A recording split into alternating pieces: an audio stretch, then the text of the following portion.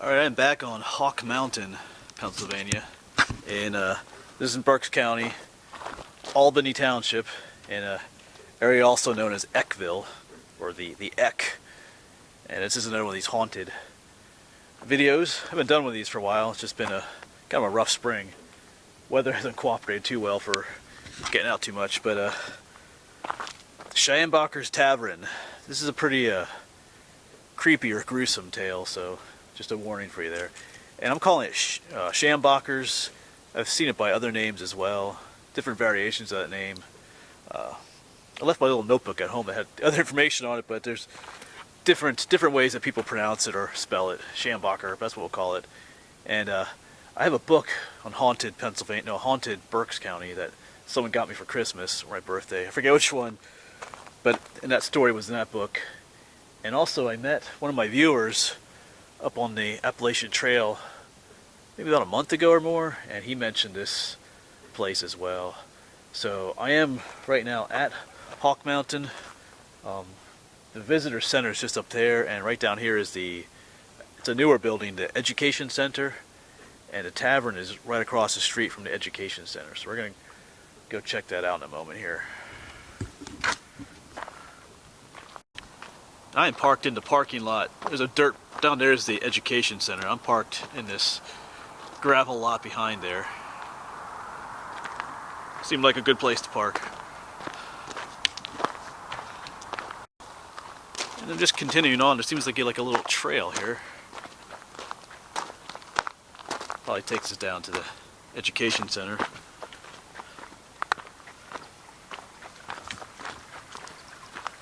Well, they got a little spring over here. Alright, let's keep going.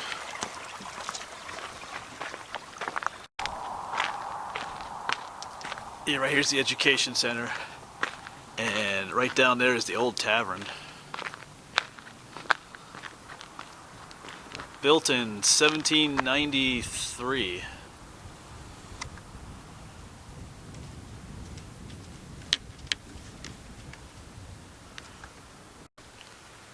Here's another view of it.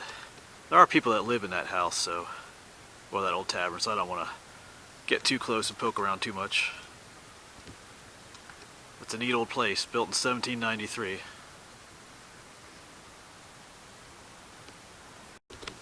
Alright, so the tavern is just over there, and I'm in the woods opposite the tavern.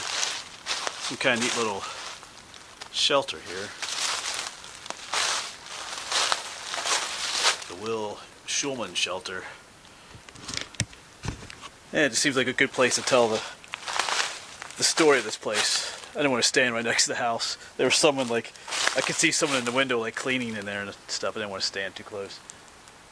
But there was a barn on this side of the road too at one point, I think. I don't know if it was up where the Education Center was or if it was down here, but the barn plays a big part in the story, so let's get talking about that. So like I said, the tavern is right over there. And the tavern was built by someone named, was it Jacob Gerhardt in 1793. And his family, well actually his family goes back in this area to the 1750s during the French and Indian War. His family was actually massacred by the Indians during that war, right in this area somewhere. But he came back and built this tavern, which is right along an old road that came up over the Hawk Mountain here that peddlers and travelers would use. So he used it as a place of business to, for people to stay overnight and feed and give them drink and stuff. And of course the tavern passed to several different people, and then it came to someone named Mathias Schambacher, and he's the one that our creepy story is about.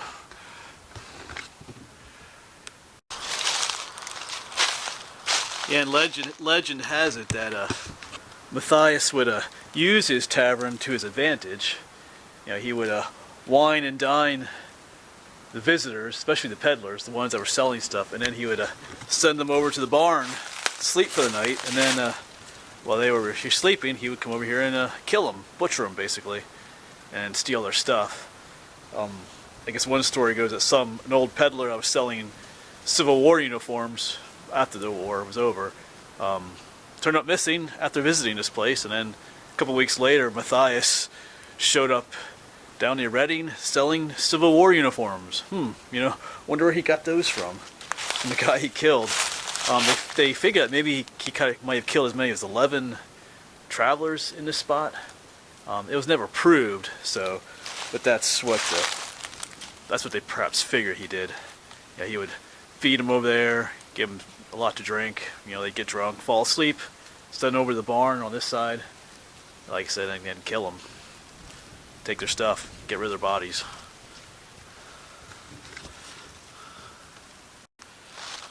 There's some different accounts as to what he did with the bodies. Back by the old tavern, there's supposed to be an old well that has since been covered up, and they say that he dumped some of the body parts down there, or that he just threw body parts out in the woods.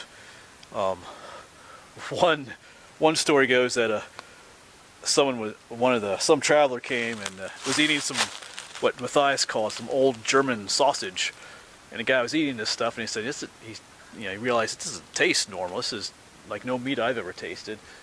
And then after he had eaten, he went walking around a little bit and didn't see any animals on the farm. I think he had heard about the reputation of this place too, and I think he kind of realized what he was eating, that he was not an animals that he was eating, but one of Mathias's victims. So he skedaddled on out of there before he became a victim as well. So I guess, according to that story, the guy was eating, a person. That's creepy.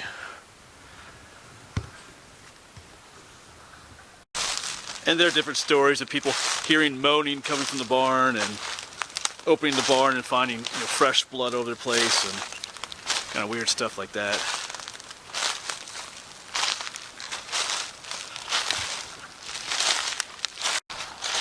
And one story goes that Mathias claims that he did those things because he claimed that there was some kind of evil spirit living in the tavern that made him do those things. I think that was some deathbed confession of his. Not that that's true or not, but what's interesting though is they had what do they call those people? A medium, someone who says they talk to the dead, and she claimed that there was a spirit of a little girl living in that house that had died in that house, starved, she thinks. So who knows? And that was prior to Mathias living there, so who knows? And whether or not all this is true is hard to say, because legends like this tend to grow even after a person's death, and that's what's happened with this story. It's just kind of taken a life of its own. Even his tombstone has disappeared in a nearby church. He might stop there on the way home. Seems someone stole it or was destroyed by someone maybe. It's kind of weird.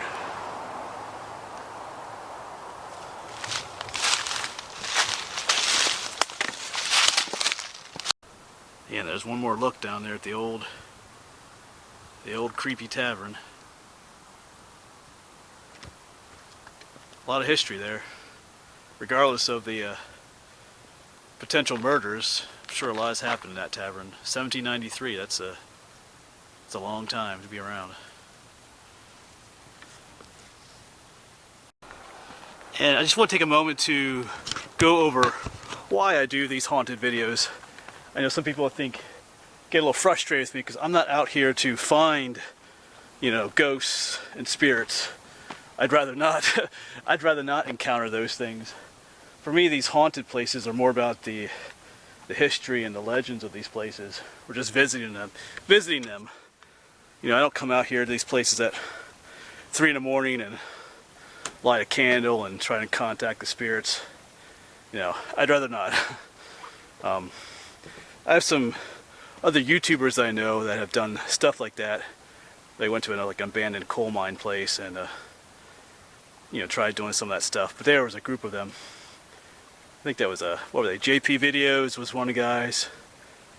Jeff Grant Media, and the other guy was Exploring Nomad. There's some other channels you could watch, but they did some things where they had a flashlight on. They asked the spirits to turn the flashlight off, and some creepy stuff was happening there. But I'm not coming out here to do those things. If you want to come out here at 3 in the morning and stand by that tavern or on this side of the road where the barn was, go for it. That's not me though. So for me, it's more about the history and the legends of what happened to these places. I do believe in the spiritual world, that there are things going on. Not that I want to encounter those spirits personally though. It's kind of weird. I've gotten a headache since coming here, though. Not that that has anything to do with this place being haunted, but who knows. Actually, it started just when I was down where that barn supposedly was. But anyway, I got some aspirin in the truck.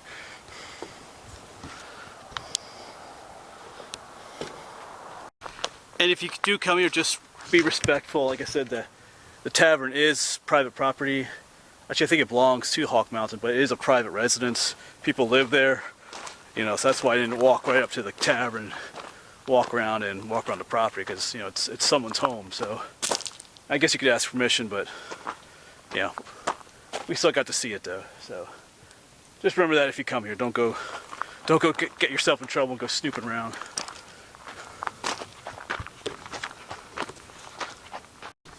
All right, so that was Schambacher's Tavern. Interesting place, one of the more gruesome stories that I've done. Of course, you can look it up online too.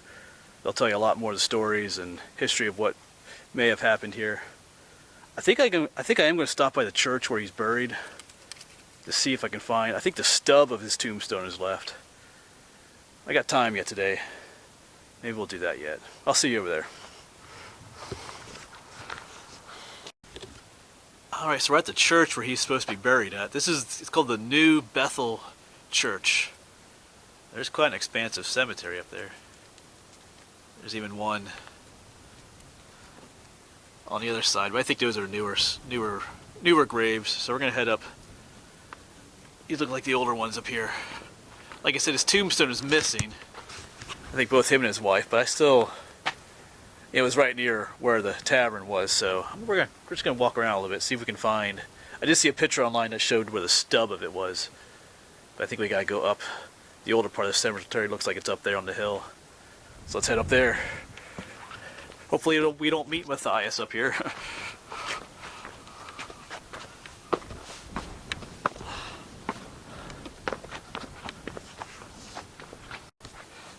Yep, here's the old section. You can tell right away the tombstones look a lot older than the ones over here.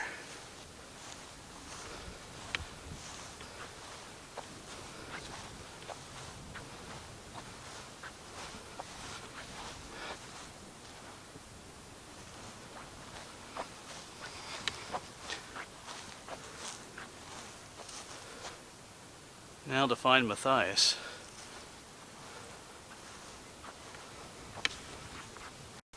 Yeah, you can tell we're in the old park. Here's Revolutionary War veteran. I know I'm getting off track here, but I love these old cemeteries. Like, these tombstones are just different than what the new ones today look like. Almost looks handmade. Well, we are not alone in this cemetery. There's a vulture over there. Just chilling out. Oh, he took a poop. Alright, we'll let him be.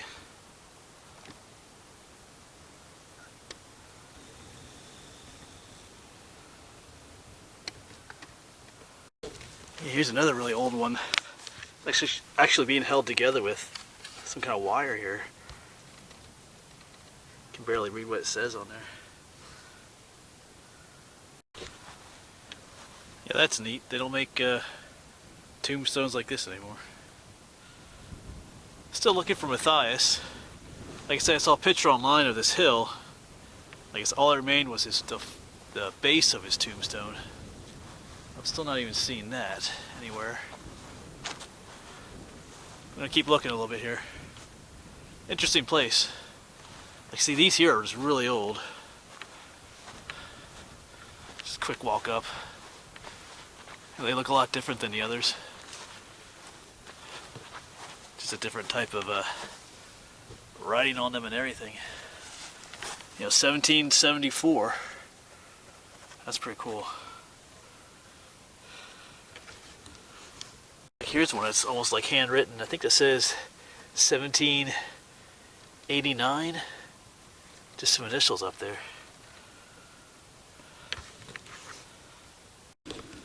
Well, I'm not having any luck finding anything. Like I said, the tombstones are gone. I keep saying that, but they said the bases were left. When I say the base, I'm referring to this this part at the bottom right here, the tombstone sat on, but I'm not seeing anything. And the picture I saw online was from this viewpoint right here, so I'm guessing the church might have just removed the bases then as well.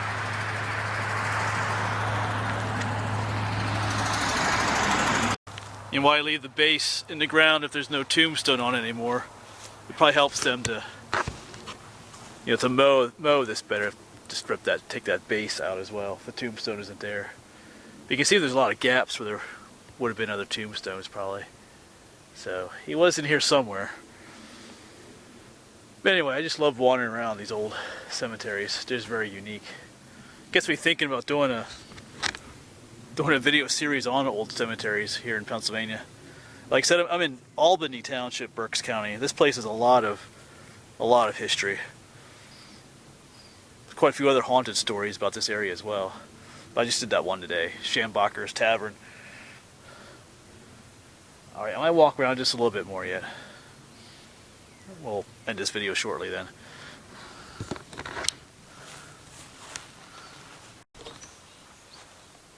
Yeah, so I think I'm going to end this video here.